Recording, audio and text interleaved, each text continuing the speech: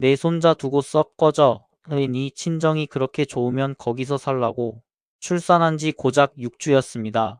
산후 통증에 걷기도 힘든 저를 시어머니는 슬리퍼 차림 그대로 복도로 밀쳐냈습니다.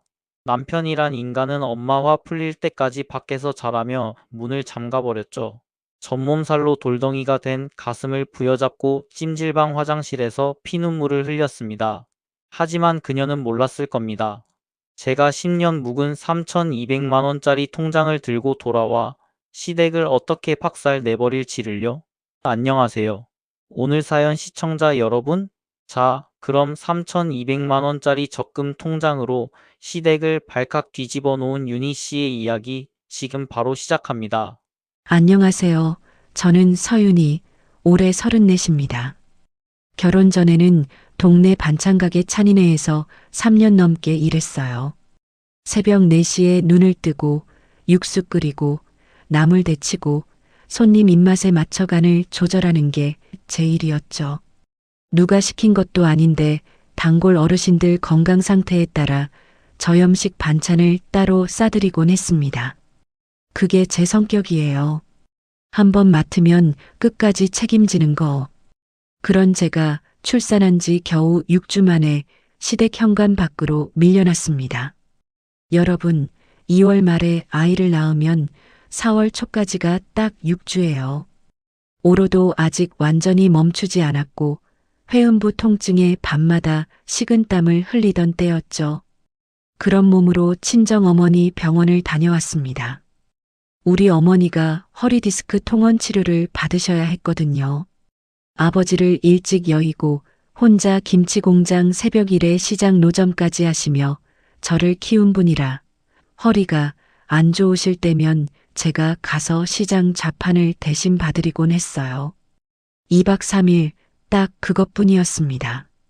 시댁 현관문을 여는데 거실 한가운데 시어머니 김복순 여사가 팔짱을 끼고 서 계셨어요. 소파에는 손아래 시누이 정아가 비스듬히 기대앉아 입꼬리를 올리고 있었고요. 거머리 집안에 3일이나 처박혀 있더니 이제야 기어들어와 시어머니가 아기 바구니를 낚아채듯 들어올리며 소리를 지르셨어요. 저는 신발도 못 벗은 채 현관턱에 서서 멍하니 그 모습을 바라봤습니다. 옳게 솔직히 말해봐. 친정에서 돈 좀 뜯어온 거 아니야? 시누이 정아가 내 가방을 훑어보듯 쳐다보며 말했어요. 제가 뭘 뜯어요. 시장에서 어머니 좌판 대신 봐드린 게 전부인데. 너무 황당해서 입이 떨어지질 않았습니다. 여보, 나 좀 도와줘. 남편 태준이를 불렀어요. 안방 문틈으로 다 지켜보고 있으면서 나오질 않더니 겨우 나와서는 고개만 숙인 채 시어머니 뒤에 섰습니다. 엄마가 좀 화가 나셨으니까 일단 나가서 바람 좀 쐬고 와. 여러분, 제 마음이 어땠겠습니까? 출산 6주 된 아내한테 나가서 바람 쐬고 오라니요. 이 집에 내 편은 단 한 명도 없구나. 그걸 처음으로 뼈저리게 느꼈습니다. 내 손자 두고 썩 꺼져. 네 친정이 그렇게 좋으면 거기서 살아. 시어머니가 제 어깨를 현관 쪽으로 밀어내셨어요. 남편은 잠깐만 나가 있어. 내가 정리할게 한마디 하고는 현관문을 닫아버렸습니다. 철컥 잠금장치 돌아가는 소리가 복도에 울렸어요. 그리고 문 너머로 아기 울음소리가 들려왔죠. 슬리퍼 차림이었습니다. 손에 쥔 건 핸드폰 하나뿐이었어요. 10분을 기다렸습니다. 20분을 기다렸습니다. 1시간이 지나도 문은 열리지 않았어요. 남편한테 전화를 걸었더니 문자 한 줄이 왔습니다. 오늘은 밖에서 자. 엄마 달래는 중이야. 4월 초 해가 지니까 복도로 찬바람이 훑고 지나갔어요. 아랫배가 욱신거리고 온몸에 한기가 돌았습니다. 걸어서 15분 거리에 찜질방이 있었어요. 입장료 12,000원을 핸드폰으로 겨우 결제하고 구석에 쪼그려 앉아 통장을 확인했습니다. 잔액 43만 2천 원. 카드는 시어머니가 결혼 초부터 가져가셨죠. 비밀번호도 바꿔놓으셔서 쓸 수가 없었어요. 지갑도 신분증도 없이 알몸이나 다름없는 상태였습니다. 새벽 3시 젖이 불어서 가슴이 돌덩이처럼 딱딱해졌어요. 유축기도 없으니 화장실에서 손으로 겨우 압박해서 조금이라도 빼내야 했습니다. 그렇게 안 하면 염증이 올 수 있거든요. 6주 된 아기가 이 시간이면 배가 고파 올 텐데 시어머니가 분유 농도를 맞출 줄이나 아시는지 아무것도 확인할 수가 없었습니다. 다음 날 아침 7시에 시댁으로 전화했어요. 시어머니는 안 받으셨고 남편은 엄마 화 아직 안 풀렸어. 며칠만 더 기다려 하고 끊어버렸습니다. 며칠이라는 말이 귀에 박혔어요. 그제야 알겠더라고요. 이건 부부싸움이 아니라 계획적으로 저를 내쫓은 거였습니다. 이틀째 되는 날 시어머니에게서 처음으로 전화가 왔어요. 가슴이 철렁 내려앉았습니다. 사과하시려나 들어오라고 하시려나. 분유통 어디 뒀어? 애가 계속 울어. 빨리 알려줘. 사과는 없었습니다. 제가 직접 가서 하겠다고 했더니 올 필요 없고 위치만 말해하시고 끊으셨어요. 그날 하루 종일 전화가 쏟아졌습니다. 분유 타는 법을 묻다가 당장 안 오면 고소하겠다고 하다가 네 친정에 전화해서 거머리 집안이라고 소문내겠다고 하다가 총 80통이었어요. 80통 중에 사과는 단 한 통도 없었습니다. 그제야 깨달았어요. 이 집안에서 저는 사람이 아니었습니다. 분유 타는 기계, 밥 차리는 기계, 간병하는 기계. 기능이 필요할 때만 찾는 거였죠. 찜질방 생활 사흘째 되는 날 남편한테서 문자가 왔어요. 엄마가 허락했으니 들어와. 허락이라는 단어가 눈에 걸렸지만 아기가 보고 싶어서 참았습니다. 시댁 현관을 넘는 발이 천근만근이었어요. 마치 죄인이 된 기분이었죠. 들어가자마자 시어머니가 말씀하셨습니다. 사흘 동안 내가 키운 애야. 손대지 마. 아기를 당신 방으로 옮겨 놓으셨더라고요. 수유 시간에만 저를 부르셨어요. 전 물려. 딱 그 한마디. 아기가 다 먹으면 곧바로 빼앗아 가셨습니다. 내 아이를 안으려면 매번 허락을 구해야 했어요. 여러분, 세상에 이런 일이 있나요? 내가 낳은 아이인데 안으려면 시어머니한테 눈치를 봐야 한다니. 찜질방에서 이틀 동안 제대로 유축을 못했더니 저장이 줄어 있었습니다. 아기가 젖을 제대로 물지 못하고 칭얼댔어요. 그러자 시어머니가 혀를 차셨죠. 그것도 못하냐? 분유를 섞어야겠네. 네 젖이 모자라서 내 돈으로 분유를 사야 하잖아. 생활비에서 분유값 빼겠다. 생활비 120만 원에서 분유값까지 빼겠다는 거였어요. 관리비 18만 원, 공과금 12만 원, 기저귀 한 팩에 2만 원인데 일주일에 3팩이면 한 달에 24만 원, 거기에 식비까지 하면 월말에는 통장에 5만 원도 안 남는 달이 허다했거든요. 분유값까지 빼면 남는 게 없었습니다. 여러분, 결혼 초부터 그러셨어요. 서신에 집안이 해준 게 뭐가 있어? 빈손으로 시집와서 밥만 축내고 있잖아. 사실은 정반대였습니다. 우리 친정어머니가 전세 보증금 5천만 원을 보태주셨어요. 아버지가 일찍 돌아가시면서 남기신 소액보험금에 공장 새벽일 노점 장사하며 모은 돈을 다 쏟아부으신 거였죠. 시댁에서 낸 건요? 혼수 구경 온 시누이 정아가 골라간 김치 냉장고 220만 원이 전부였습니다. 그런데 시어머니는 친척 모임마다 뒤집어서 말씀하셨어요. 우리가 전세금 다 해줬지. 3년 전 시아버지가 위암 3기 판정을 받으셨을 때 저는 새벽 4시에 반찬가게 찬이네로 출근했습니다. 사장 오미란 씨가 사정을 듣고 출퇴근 시간을 유연하게 잡아주셨어요. 새벽에 반찬을 만들고 낮에는 병원에서 시아버지 구토물을 받아내고 밤에는 시어머니 저녁상을 차렸습니다. 간병비가 월 180만 원이었어요. 제 반찬 가게 월급이 딱 그 정도였죠. 한 푼도 안 남기고 간병비로 다 들어갔습니다. 3년이에요, 여러분. 1000일이 넘는 시간 동안 새벽마다 눈을 뜨고 기름찌든 앞치마를 두르고 병원 소독약 냄새에 절어 살았어요. 시어머니가 뭐라고 하셨는지 아세요? 반찬 가게 옷에서 냄새나. 현관 밖에서 갈아입고 들어와. 고맙다는 말은 단 한 번도 없었습니다. 시아버지가 돌아가시고 나서 시어머니가 사망보험금 1억 2천만 원을 혼자 수령하셨어요. 그중 3,800만 원은 시누이 정아 BMW 리스 선수금으로 나갔고 월 리스비 89만 원도 시어머니가 대주셨습니다. 저한테 돌아온 건요? 3년 간병한 건 며느리 도리를 한 거야. 무슨 대가를 바라는 거냐? 장례식장에서 하신 말씀이에요. 영정 사진 앞에서요. 제가 잘못한 건가요? 남편 태준이는 연봉 4,800만 원이었는데 월급 통장을 시어머니한테 맡기고 있었어요. 엄마가 알아서 재테크해 주시는 거니까 고마워해. 그게 남편이 하는 말이었습니다. 시누이 정아는 더했어요.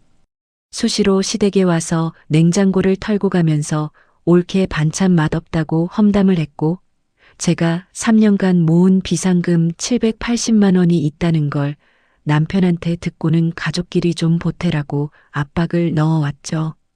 출산 직전에 결국 500만 원을 시누이 카드값으로 내놓았습니다. 그때 시누이가 제 이름으로 된 체크카드를 남편 지갑에서 몰래 빼갔다는 걸 저는 까맣게 몰랐어요. 남편이 가계부 쓴다며 제 카드를 자기 지갑에 넣어두고 있었거든요. 시어머니가 카드 문자 알림도 끄고 명세서 주소도 시댁으로 바꿔놓으셨으니 제가 알 방법이 없었죠. 시어머니의 입버릇이 있었습니다. 네가 이 집을 나가면 아이는 엄마 없이 크는 거야. 그게 전부 내 책임이야. 그 말이 족쇄였어요. 지쳐서 우는 날이면 너처럼 나약한 애 엄마를 보면 아이가 불행해진다고 하셨고 친정어머니한테 전화하는 걸 보시면 또 친정에 우리 집 흉보고 있지? 하며 핸드폰을 뺏으려 하셨습니다. 남편은요? 단 한 번도 제 편을 든 적이 없어요. 우리끼리 분가하자고 할 때마다 엄마 혼자 두고 어떻게 나가? 네가 좀 참아였고 시어머니가 제 앞에서 거머리 집안이라고 하실 때도 옆에서 웃기만 했습니다. 어느 날 밤이었어요.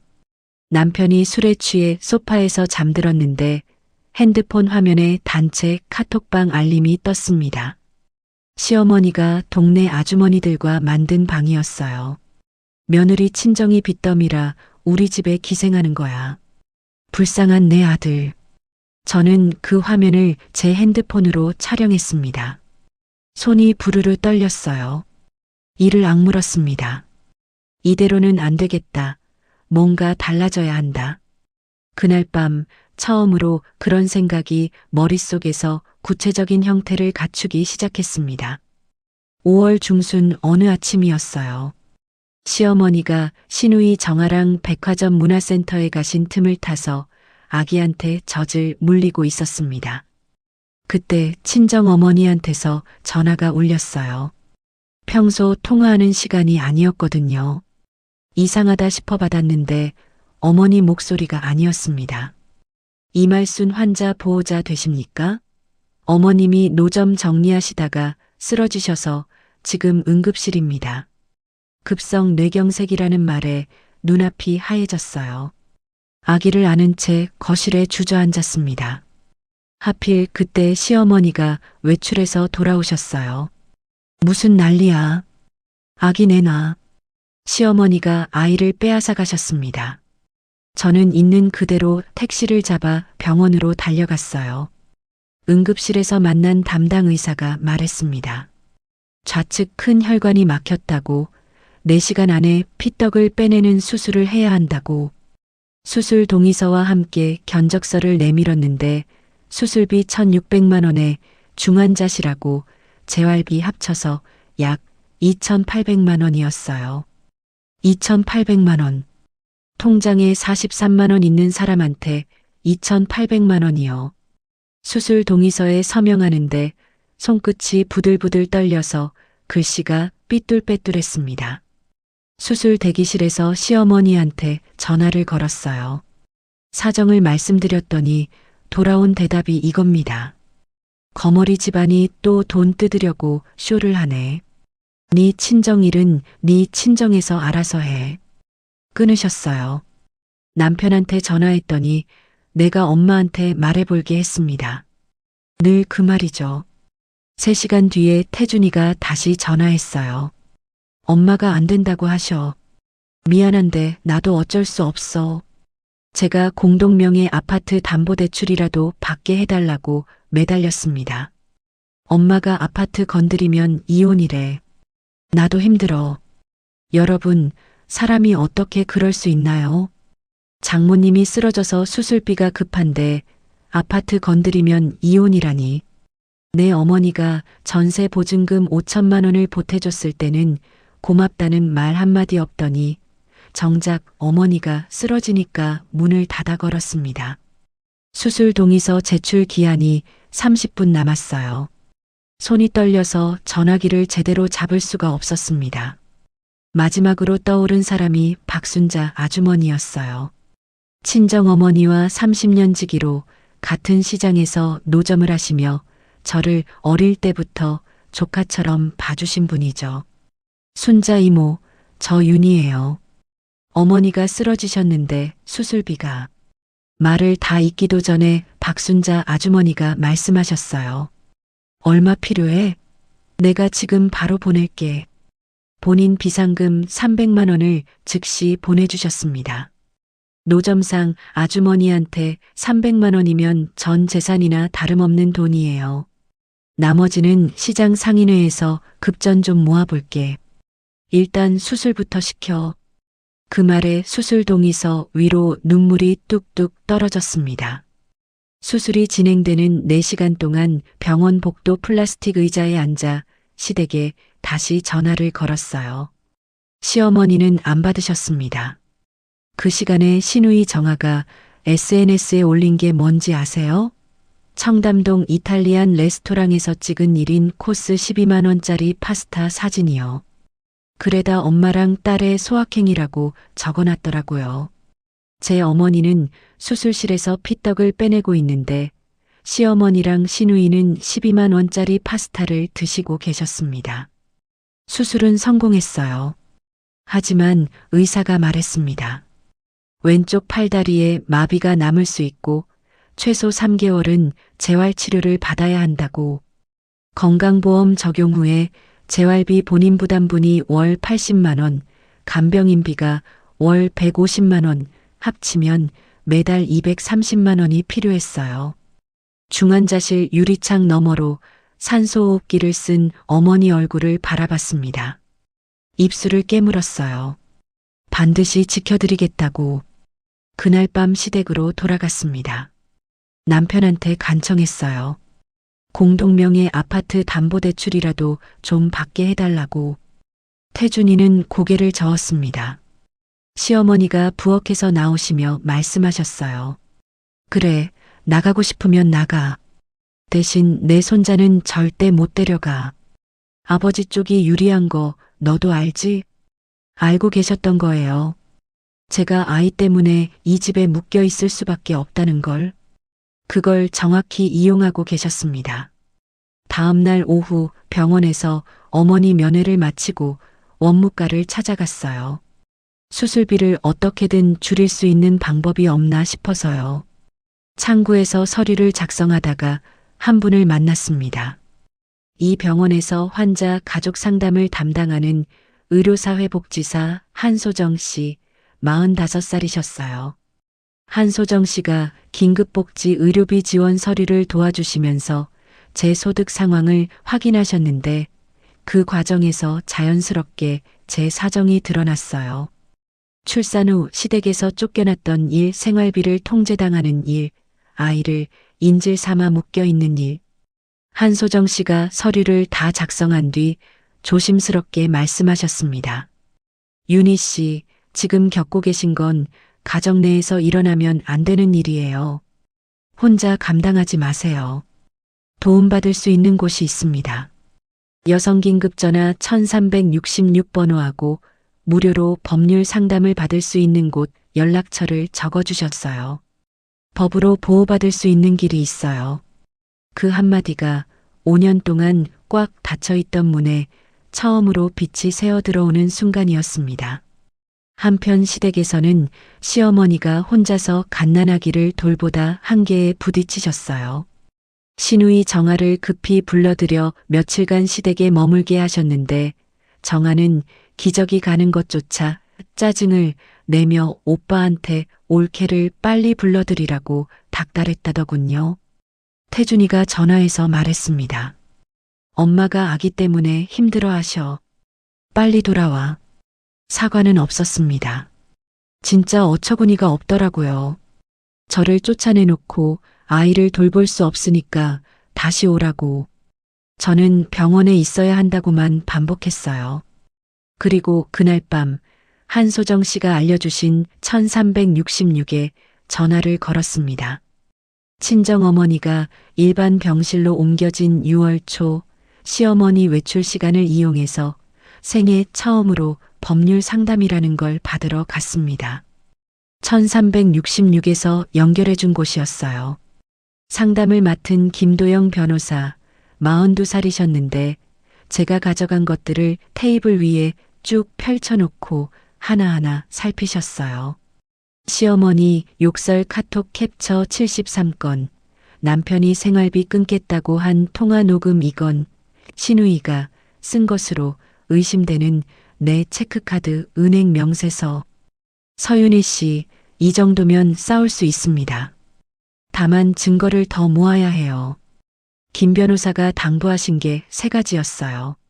앞으로 시어머니랑 남편이 하는 말은 전부 녹음할 것, 문자랑 카톡은 반드시 캡처해 둘 것, 그리고 시댁 아파트 복도 CCTV는 보관 기간이 1~2달밖에 안 되니까 지금 당장 관리사무소에 영상 보존 요청서를 보내야 한다는 것.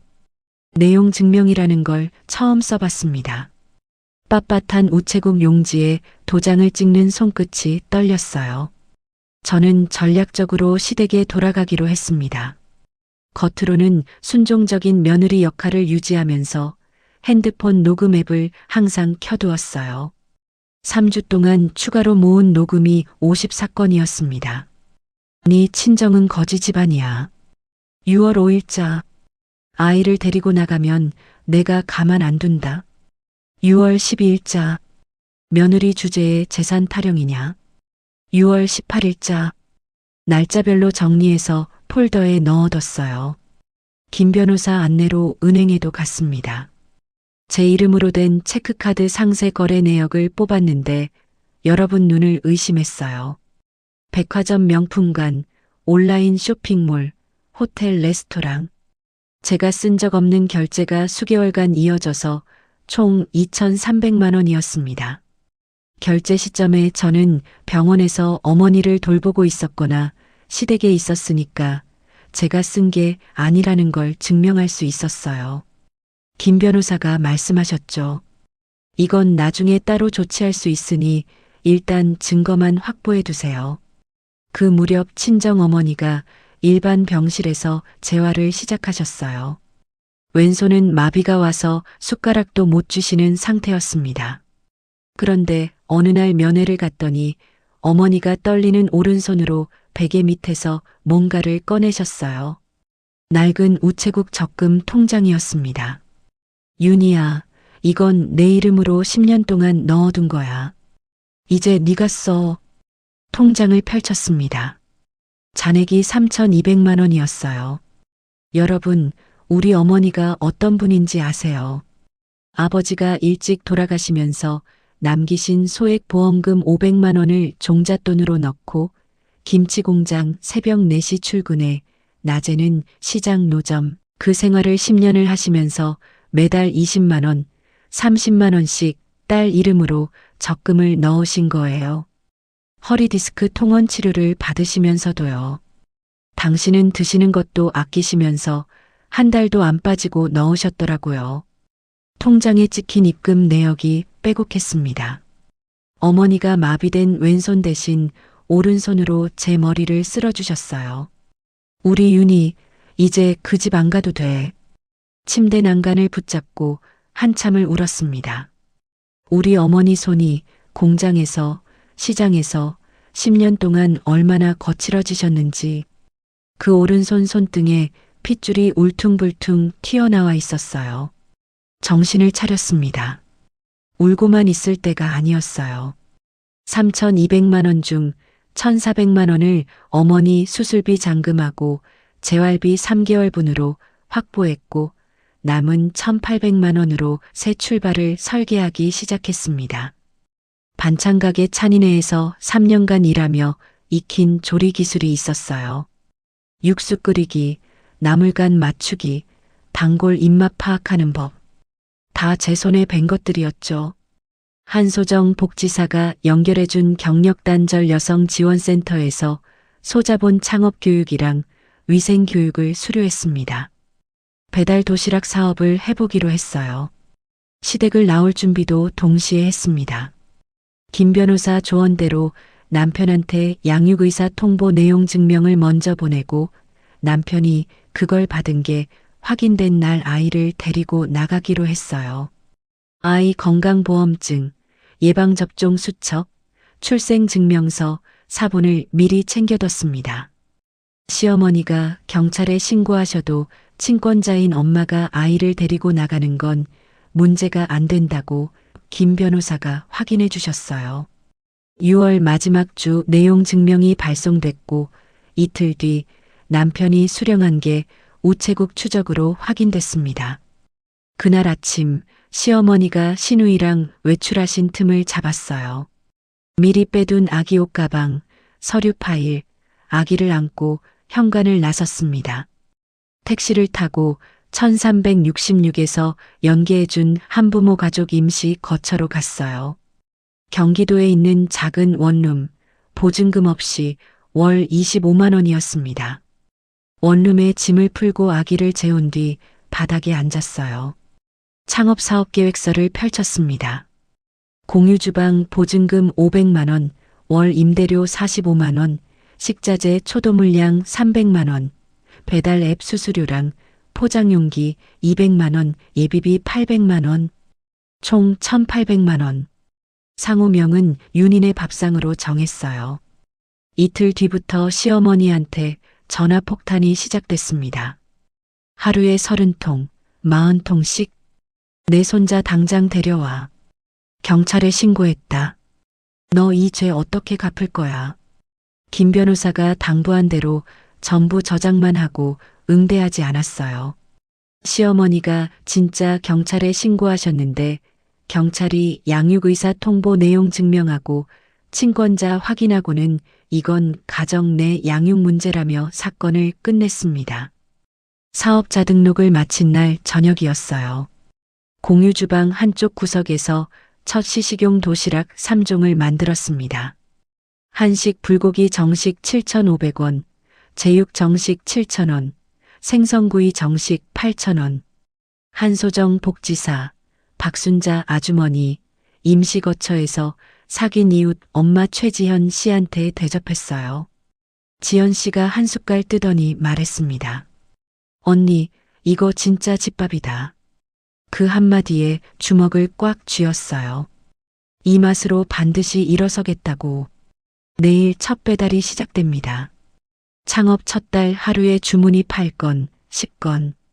솔직히 말씀드리면 앞이 안 보였어요. 새벽 5시에 공유주방에 나가서 밥을 짓고 반찬을 만들고 도시락을 포장하면 오전 11시였습니다. 배달은 배달대행 업체를 썼는데 한 건에 3,500원이에요. 하루 10건이면 배달비만 35,000원이 나가는 거죠. 아기는 한부모 가족 지원으로 연결된 가정어린이집에 맡겼는데 보육료 본인 부담금이 월 10만 원이었어요. 저녁에 아이를 데리러 가면 다리가 풀려서 현관문을 잡고 서야 했습니다.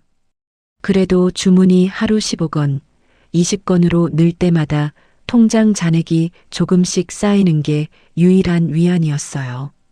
전환점은 창업 3개월 차에 왔습니다. 반찬가게 찬인의 사장 오미란 씨가 공유주방 옆 칸에서 반찬 사업을 하고 계셨는데 어느 날 이런 말씀을 하셨어요. 윤희야, 개인 배달만 하면 한계가 있어. 기업 단체 도시락을 노려봐. 마진이 훨씬 낮다. 오미란 씨가 본인 거래처 중에 도시락 납품이 필요한 곳을 소개해 주셨어요. 저는 인근 산업단지 중소기업 3곳에 시식용 도시락을 돌렸습니다.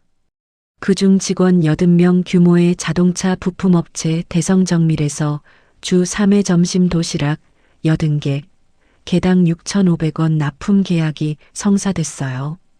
혼자서는 물량을 감당할 수 없어서 오미란 씨 소개로 파트타임 조리보조 1명을 최저시급으로 채용했습니다. 주 3회, 하루 5시간씩. 창업 6개월 차, 대성정밀 외에 소규모 물류업체 한 곳이 추가됐어요. 기업 납품이 주 4회 총 120개, 개인 배달까지 합치면 월 매출이 1,100만 원에서 1,200만 원 사이였습니다. 여기서 식자재비, 임대료, 배달비, 포장비, 인건비를 다 빼면 순이익이 월 280만 원에서 320만 원. 원룸 월세 45만 원, 아기 어린이집비 10만 원, 친정어머니 재활비 80만 원을 내고도 매달 50만 원에서 60만 원을 저축할 수 있게 됐어요. 처음으로 숨통이 트이는 느낌이었습니다. 사업이 궤도에 오르자 김도영 변호사와 함께 본격적으로 이혼 소송을 제기했어요. 법원에 낸 증거가 이겁니다. 시어머니 욕설하고 위협 카톡 및 녹음 총 127건, 남편의 생활비 끊겠다는 위협 녹음 3건, 관리사무소에 미리 보존 요청해둔 아파트 복도 CCTV 영상, 신우이가 제 체크카드로 긁은 2,300만 원 명세서, 한 건 한 건 날짜별로 정리한 파일이 서류 봉투 3개 분량이었어요. 1차 조정 기일날 법원에 갔습니다. 시어머니 김복순 여사가 복도에서부터 소리를 지르셨어요. 저 여자가 내 손자를 빼앗아 갔습니다. 판사님이 공정하게 판단해 주십시오. 조정실에 들어가서도 마찬가지였어요. 며느리가 친정에 빠져서 아이를 방치했다고 주장하셨습니다. 김 변호사가 조용히 핸드폰을 꺼내 녹음 파일을 재생했어요. 조정실의 시어머니 목소리가 울려 퍼졌습니다. 내 손자 두고 썩 꺼져. 네 친정이 그렇게 좋으면 거기서 살아. 조정위원이 시어머니를 바라보며 말했어요. 본인이 내보내놓고 빼앗아 갔다는 건 앞뒤가 안 맞지 않습니까? 남편 태준이 쪽 변호사는 아버지 쪽이 경제적으로 안정돼 있어서 양육에 유리하다고 주장했는데 김 변호사가 바로 반박했어요. 태준이 월급이 시어머니 계좌로 이체되고 있다는 급여 내역을 보여주면서 실제로 아이한테 돈을 쓸 능력이 없다는 걸 증명했죠. 반면에 제 쪽은 매출 증빙, 어린이집 보육 기록, 소아과 정기검진 기록을 냈어요. 6개월 동안 제가 실질적으로 아이를 키웠다는 증거였습니다. 조정 결과 법원이 아이의 임시 양육자를 저로 지정했어요. 남편 쪽에 양육비 월 100만 원을 임시로 내라는 명령도 나왔습니다. 조정실을 나서는데 시어머니가 소리를 지르셨어요. 이게 나라냐? 내 손자를 그년한테 주다니. 조정위원이 경비를 불러서 퇴장시켰습니다. 법원 복도에서 시어머니가 제 팔을 움켜잡으셨어요. 손톱이 살 속에 파고드는 게 느껴졌습니다. 두고 보자. 항소할 거야. 그날 저녁 어린이집에서 아이를 데려왔어요. 원룸 문을 닫고 아이를 안았습니다. 법적으로 이 아이와 함께할 수 있다는 안도감에 한참을 울었어요. 아이가 만 10개월쯤 됐을 때인데 기어다니다가 제 무릎 위로 올라와서 옹알이를 했습니다. 오랜만에 아이를 안은 채 거실 바닥에서 골아떨어졌어요. 여러분, 여기서 끝났으면 좋았겠죠. 남편한테서 문자가 왔습니다. 이혼은 절대 안 해줘. 내 체면이 있어. 시어머니는 양육권을 뒤집겠다며 다른 변호사를 새로 선임하셨다는 소식이 김 변호사를 통해 전해졌어요. 그리고 태준이가 급여 통장을 다른 은행으로 옮긴 게 확인됐고 공동명의 아파트 등기에 수상한 움직임이 포착됐습니다. 양육비 100만 원도 첫 달부터 기한 내에 입금하지 않았어요. 김 변호사한테 아파트 등기 변동을 계속 지켜봐 달라고 부탁했습니다. 싸움은 아직 끝나지 않았어요. 내일 새벽에도 공유 주방에 나가서 도시락을 싸야 합니다.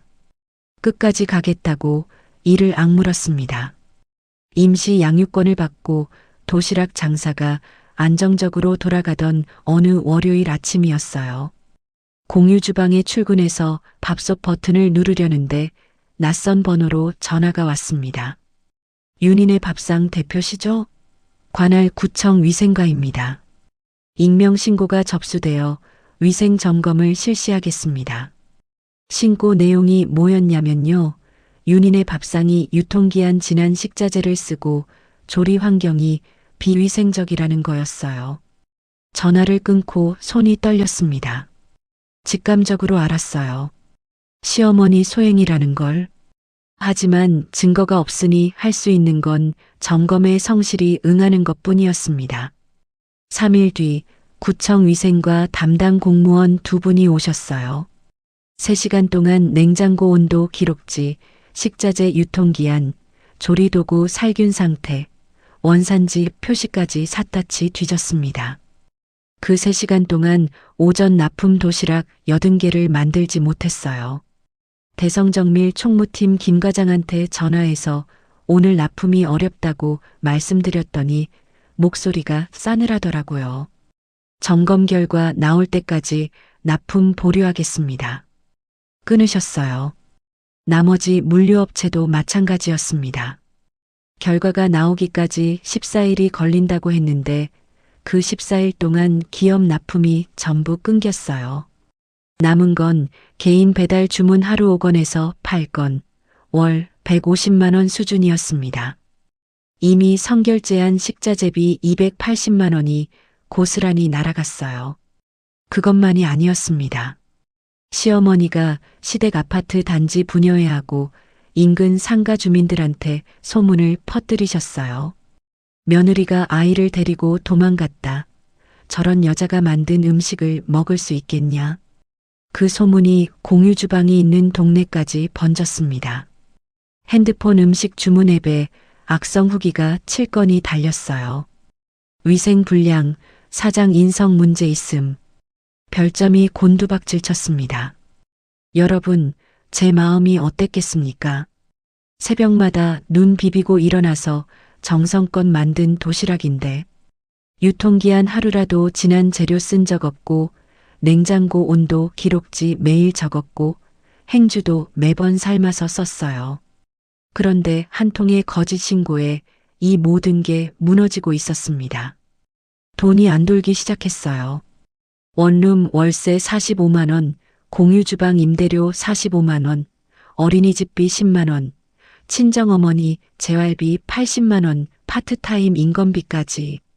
그때까지 모아둔 저축이 350만 원이었는데 2달이면 바닥이 보이는 상황이었습니다. 파트타임 조리보조를 울며 겨자 먹기로 정리했어요. 그분한테 미안하다고 고개를 숙이는데 목이 메어서 말이 안 나왔습니다. 새벽에 도시락을 만들고 오후에는 편의점 아르바이트를 뛰었어요. 주 3회, 오후 2시부터 6시까지. 잠을 4시간도 못 잤습니다. 설상가상으로 김도영 변호사한테 급한 연락이 왔어요. 서윤희 씨, 남편 쪽에서 공동명의 아파트를 시어머니한테 증여하려는 등기 이전 신청이 접수됐습니다. 시세 4억 2천만 원짜리 아파트예요. 이 증여가 완료되면 재산을 나눌 때 제가 받을 몫이 사라지는 겁니다. 김 변호사가 즉시 법원에 처분금지 가처분 신청을 넣어야 한다고 했는데 보증보험이라는 걸 가입해서 현금 부담을 줄여도 보험료랑 인지대 합쳐서 150만 원이나 필요했어요. 150만 원. 통장에 남은 돈으로는 턱없이 부족했습니다. 또 박순자 아주머니한테 전화를 해야 했어요. 수화기를 드는 손이 천근만근이었습니다. 이미 300만 원을 빌린 분한테 또 손을 벌리는 거잖아요. 이모, 저 윤희인데요. 얼마 필요해? 박순자 아주머니가 80만 원을 보내주시며 말씀하셨어요. 이건 빌려주는 게 아니라 투자야. 네가 이기면 갚아. 나머지 70만 원은 오미란 씨가 마련해 주셨어요. 자기 거래처 식자재 외상을 한 달 밀어주면서 그 돈으로 쓰라고. 가처분 신청이 법원에 접수됐습니다. 아파트 증여는 일단 막았어요. 하지만 제 몸이 먼저 무너졌습니다. 편의점 일하고 새벽에 도시락 만들고를 반복하던 어느 새벽 4시 공유 주방에서 칼질을 하다가 손을 크게 베었어요. 피가 멈추질 않아서 행주로 감싸고 쪼그려 앉았는데 같은 시간에 출근한 오미란 씨가 발견하고 응급실로 데려가 주셨습니다. 열바늘을 꿰맸어요. 의사가 말했습니다. 극심한 과로에 영양이 부족한 상태라고 당분간 무리하면 안 된다고. 다음 날 아침 공유주방 문을 열었는데 친정어머니가 서 계셨어요. 퇴원한 지 2달 넘으셨지만 왼손은 아직 불편하신 상태였습니다. 택시 타고 오셨더라고요. 의자에 앉으시더니 오른손 하나로 콩나물을 다듬기 시작하셨어요. 채소를 씻고 양념장 계량컵에 간장을 따르고 내 딸 여기서 주저앉으면 안 돼. 왼손은 못 써도 오른손은 멀쩡해. 어머니의 오른손을 잡았습니다. 공장에서 시장에서 평생을 일하신 그 손이 거칠고 갈라져 있었어요. 그 손을 잡고 한참을 울었습니다. 어머니와 둘이서 공유 주방을 지켰어요. 개인 배달 주문이라도 놓치지 않으려고 이를 악물었습니다. 그렇게 버틴 지 12일째 되는 날 구청 위생과에서 결과가 나왔어요. 모든 항목 적합.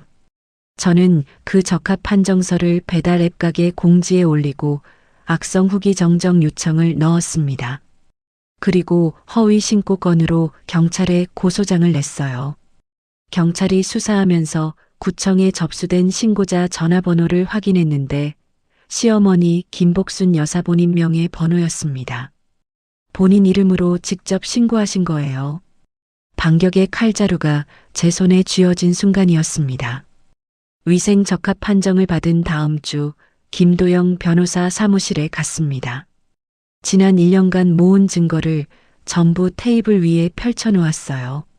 시어머니 욕설하고 위협 카톡 및 녹음 127건, 남편의 생활비 끊겠다는 협박 녹음 3건, 신우이가 제 체크카드로 긁은 2,300만 원, 은행 거래 명세서, 관리사무소에 미리 보존 요청해둔 아파트 복도 CCTV 영상, 시어머니가 구청에 허위 신고한 전화번호 확인 자료와 동네에 거짓 소문 퍼뜨린 것에 대한 이웃, 주민 2분의 진술서. It hurt good, more than I can say. But maybe love isn't holding on. Maybe it's knowing when to walk away.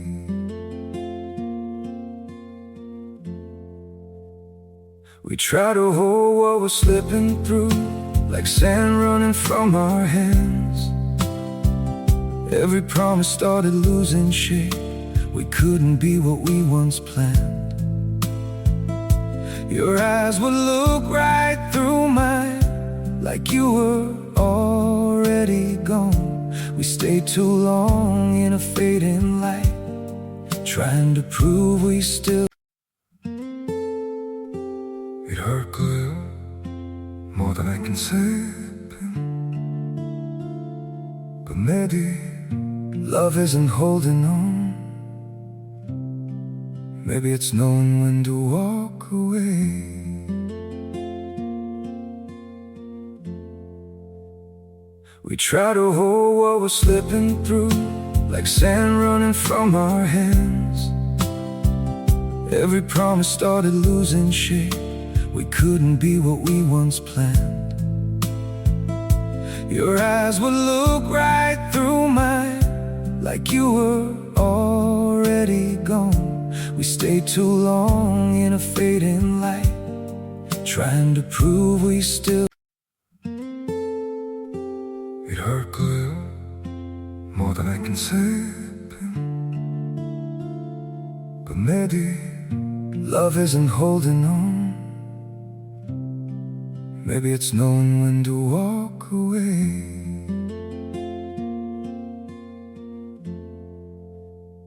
We try to hold what we're slipping through, like sand running from our hands.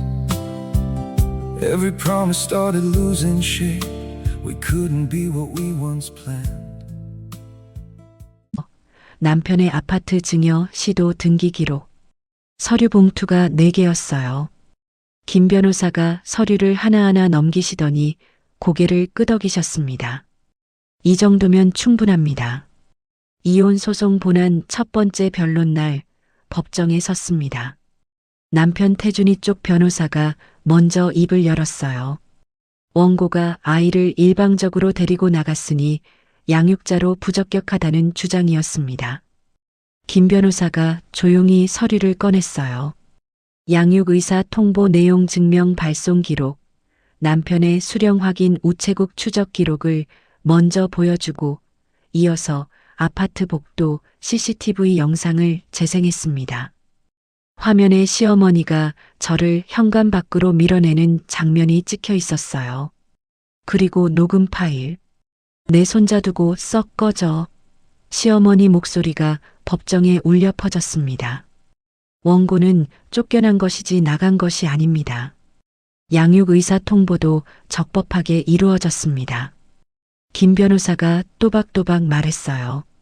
태준이 쪽 변호사가 입을 다물었습니다. 재산 문제로 넘어갔어요. 김 변호사가 남편이 공동명의 아파트를 시어머니한테 증여하려 한 등기 신청 기록하고 법원에 처분금지 가처분 결정문을 제출했습니다.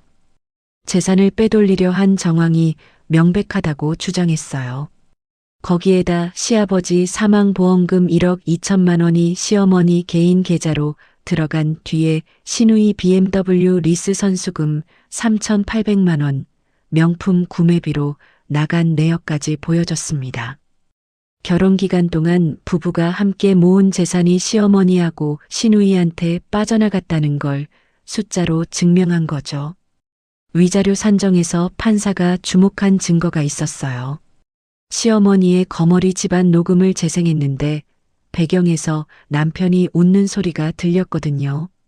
아내가 모욕당하는데 옆에서 웃고 있었던 겁니다. 출산 직후 산모를 쫓아내놓고 사과 대신 분유타는 법만 물어본 80통의 통화 기록, 양육비 100만 원을 첫 달부터 안 낸 사실까지. 판사가 태준이를 바라보며 말씀하셨어요. 배우자로서 최소한의 보호 의무를 다하지 않은 것이 명백합니다. 태준이가 고개를 숙였어요. 5년 내내 시어머니 뒤에 서서 고개 숙이던 그 모습 그대로였습니다. 달라진 게 하나도 없더라고요. 수개월간의 변론 끝에 판결이 나왔습니다. 이혼 확정, 공동명의 아파트 재지분 50%, 감정 시세 4억 2천만 원 기준으로 2억 1천만 원, 위자료 3천만 원, 양육비 월 100만 원, 아이가 18살이 될 때까지. 아이의 친권하고 양육권 모두 저한테 왔어요. 판결문에 이렇게 적혀 있었습니다. 피고 및 피고 가족의 지속적인 정서적 학대와 경제적 착취가 혼인 파탄의 주된 원인이다. 이혼 소송과 별도로 진행한 것들도 결과가 나왔어요. 신우이 정아의 체크카드 무단 사용권은 은행 거래 내역하고 결제 시점에 제가 병원에 있었다는 간병 기록이 증거로 채택돼서 2,300만 원 전액을 정아 본인이 갚아야 한다는 결정이 났습니다. 한꺼번에 못 갚으니 월 50만 원씩 나눠 갚기로 했어요.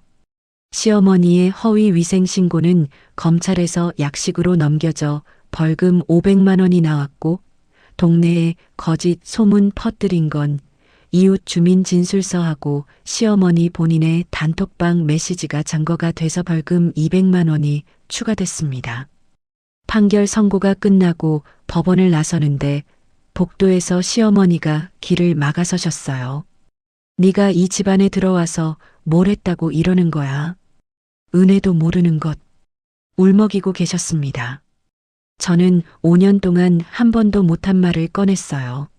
어머니, 저는 3년간 시아버지를 간병했습니다. 새벽마다 반찬 가게에 나가서 간병비를 벌었고요. 그 대가가 썩 꺼져였잖아요. 어머니, 저는 거머리가 아니라 사람이에요. 시어머니가 처음으로 아무 말도 못하셨어요. 고개를 떨구셨습니다. 법원 주차장에서 태준이가 저를 불러 세웠어요. 윤희야, 내가 잘못했어. 다시 생각해 볼 수 없겠냐? 5년 동안 기다린 그 한마디를 이제서야 법원 주차장에서 하는 거야? 아이를 안고 돌아섰습니다. 그게 전 남편과 나눈 마지막 대화였어요. 법원에서 돌아오는 버스 안에서 아이를 무릎에 앉히고 창밖을 바라봤어요.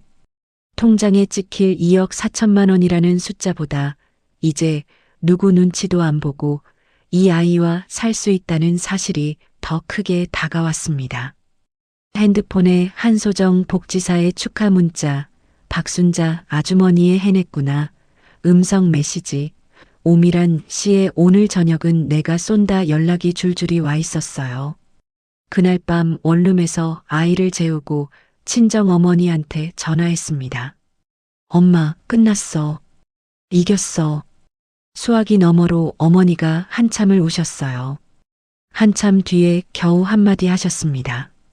우리 윤희 고생했다. 전화기를 붙잡고 소리 없이 울었습니다. 이 한마디를 듣기 위해서 지난 1년을 버텼구나. 그걸 그제야 깨달았어요. 판결이 확정되고 2년이 흘렀습니다. 윤희네 밥상이 달라졌어요. 위생적합 판정 이후 대성정밀이 다시 납품을 재개했고 입소문을 듣고 새 거래처가 하나둘 늘었습니다. 지금은 기업 단체 도시락 납품 5개사, 개인 배달 주문, 지역 행사 출장 음식까지 합쳐서 연 매출 2억 4천만 원을 찍고 있어요. 공유주방에서 시작한 가게가 소상공인 정책자금 대출 3천만 원하고 사업순이익 재투자를 합쳐서 경기도에 30평짜리 자체 조리시설로 이전했습니다. 직원이 3명이에요. 조리사 2명, 포장하고 배달 담당 1명. 그중 1명이 최지연 씨예요. 임시거처에서 처음 만난 한부모 가정 엄마. 제가 가장 바닥이었을 때 옆방에 살던 분이 지금은 같이 도시락을 만들고 있습니다. 재산분할금 2억 1천만 원하고 위자료 3천만 원 중에서 사업 확장에 투자한 금액을 빼고 2년간 저축한 돈을 합쳐서 경기도 소도시에 방 3개짜리 작은 빌라를 샀어요. 매매가 2억 3천만 원. 친정어머니, 이말순 여사, 아이, 저 셋이 함께 사는 집입니다. 어머니 방에 남향창이 있어요. 아침마다 햇살이 가득 들어옵니다. 어머니가 매일 그 창가에서 손자한테 동화책을 읽어주세요. 어머니의 왼쪽 팔다리 마비는 1년 6개월간 재활치료를 받으신 끝에 일상생활이 가능한 수준으로 돌아왔어요. 완전하진 않지만 왼손으로 숟가락을 쥐고 손자랑 밥을 드실 수 있게 됐습니다. 가끔 도시락 공장에 나오셔서 의자에 앉은 채 나무를 다듬으시며 직원들한테 양념 노하우를 알려주세요. 들기름은 불 끄고 넣어야 고소해. 그 모습이 예전 새벽 김치 공장에서 일하시던 어머니의 단단한 손과 겹쳐 보였습니다. 시어머니 김복순 여사는요. 벌금 700만 원을 내시고 나서 경제적으로 급격히 기우셨다고 들었어요. 신우이 정아의 BMW 리스비 체납분하고 체크카드 변제금 월 50만 원, 거기에 정아 생활비까지 떠안으시면서 시아버지 보험금이 바닥났대요. 시댁 아파트를 파시고 보증금 3천만 원짜리 원룸으로 이사하셨다는 소식이 아는 분을 통해 들려왔습니다. 신우이 정아는 체크카드 변제금하고 리스해지 위약금 합쳐서 빚이 4천만 원이었어요. BMW를 반납하고 시어머니랑 원룸에서 살면서 편의점 아르바이트로 빚을 갚고 있다더군요. SNS에 우리 엄마가 다 사줌이라고 올리던 그 계정은 비공개로 바뀐 지 오래였습니다. 전 남편 태준이는 이혼 확정 후 6개월쯤 지나서 긴 메시지를 보내왔어요. 다시 시작할 수 없겠냐는 내용이었습니다. 3개월 뒤에는 아이 얼굴이라도 보게 해달라고 했고요. 양육비가 밀리지 않는 한면적 교섭권은 법대로 보장하겠다고 김 변호사를 통해 답변했습니다. 개인적인 연락에는 단 한 번도 답하지 않았어요. 아이의 3번째 생일날 빌라 거실에 작은 생일상을 차렸습니다. 불고기, 잡채, 미역국, 딸기 케이크. 둘러앉은 사람들을 보니까요. 친정어머니 이말순 여사, 한소정 복지사, 박순자 아주머니, 오미란 씨, 직원 최지연 씨하고 지연 씨 아들, 그리고 저랑 아이. 피 한 방울 안 섞인 사이도 있어요. 그런데 지난 3년간 서로 손을 놓지 않았던 사람들이에요. 케이크에 초 3개를 꽂았는데 다 같이 후 부러졌습니다. 식사가 끝나고 어머니가 아이를 무릎에 앉히셨어요. 우리 손자 생일 축하해. 할머니가 세상에서 제일 사랑해. 아이가 어머니의 왼손을 두 손으로 감싸쥐었어요. 아직 완전히 펴지지 않는 그 손을요. 할머니 손 호호 하면서 부러졌습니다. 그 장면을 바라보다가 눈물이 났어요. 이 평범한 저녁 식탁이 지난 5년간 제가 그토록 원했던 전부였다는 걸 그제야 알겠더라고요. 여러분, 손님들을 보내고 아이를 재운 뒤에 거실 창가에 앉았습니다. 빌라 앞 작은 화단이 보였어요. 찜질방 구석에서 아파하며 울던 그날 밤의 저를 떠올렸습니다. 통장에 43만 원, 슬리퍼 차림, 핸드폰 하나. 그때의 저한테 말해주고 싶었어요. 지금 느끼는 그 바닥이 끝이 아니라 시작이 될 거라고. 내 편이 되어줄 사람들이 반드시 나타날 거라고. 저 서윤이는 이제 확실히 압니다. 가족은 같은 성을 쓰는 사람이 아니에요. 가장 어두운 밤에 내 손을 잡아준 사람이 가족이에요. 진짜 밥상이란 비싼 재료로 차리는 게 아닙니다. 함께 앉아서 밥을 먹어주는 마음으로 차리는 거예요. 오늘도 새벽 5시 윤인의 밥상 주방에 불이 켜집니다. 저는 도마 위에 칼을 올리며 하루를 시작합니다. 자신이 파놓은 악독한 덫에 걸려들어 결국 한평 남짓한 원룸에서 비참한 최후를 맞이한 시댁 식구들. 여러분 어떻게 보셨나요? 내 손자 두고 썩 꺼져 라며 며느리를 슬리퍼 차림으로 내쫓던 시어머니는 이제 본인이 차가운 원룸 바닥에서 며느리가 보내주는 사과 하나 없이 늙어가고 있습니다. 남의 눈에 피눈물 나게 하면 결국 본인 앞길에는 피눈물 쏟을 일만 생긴다는 평범한 진리를 그들은 이제야 뼈저리게 느끼고 있겠죠. 힘들고 어두운 밤을 버티고 있는 분들이 계신다면 오늘의 사연이 작은 위로와 희망이 되었기를 진심으로 바랍니다. 여러분의 삶에도 유니 씨처럼 당당하고 시원한 승리만 가득하시길 저 오늘 사연이 끝까지 응원하겠습니다. 오늘 사연이 시원하셨다면 구독과 좋아요 꾹 눌러주시고요. 여러분의 생각은 어떠신지 댓글로 자유롭게 남겨주세요. 저는 다음에 더 가슴 뻥 뚫리는 사이다 이야기로 찾아뵙겠습니다. 오늘도 시청해주셔서 감사합니다. 항상 좋은 일만 가득하세요.